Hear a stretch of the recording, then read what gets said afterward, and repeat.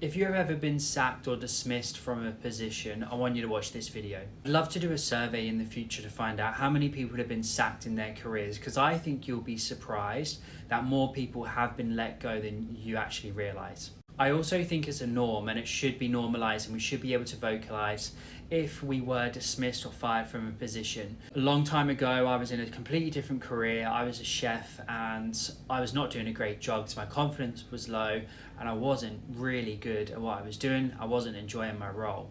I was essentially dismissed and fired, and we're talking 15 years ago now, and it was a really traumatic and horrible time for me.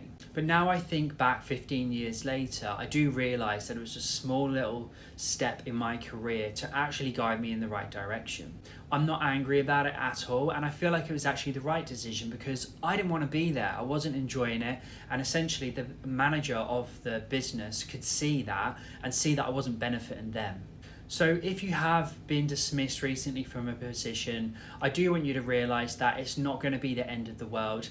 There's always light at the end of the tunnel, and things seem to really strangely work out in the way which you probably don't expect. But like I said, there's always light at the end of the tunnel. You're always going to find something which you're going to evolve into, and it does actually make a lot of people grow up and mature and really see change in their life when this event happens. For me, it was the last straw. I knew I didn't want to be a chef, and that's where I eventually worked my way, and that's another story in itself, how I got into recruitment, but I worked my way into recruitment.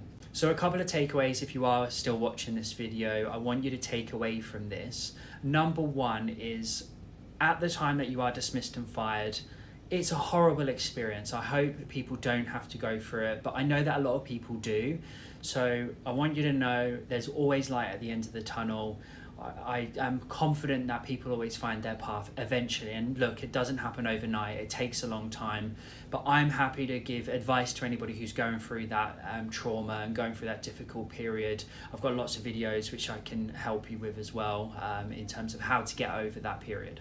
And secondly, I do want to normalise it a lot more. I want people to talk about that sometimes it just doesn't work out, and that's okay. Just because you weren't right for one business doesn't mean that you're going to be right for any other businesses, and you will be. You will find your dream role. I hope this one helps. I've got lots more tips on my page, so feel free to check out all of them. But if you have any specific questions you want to know about recruitment, employment, I'm happy to give you advice, and I'll be sharing another one with you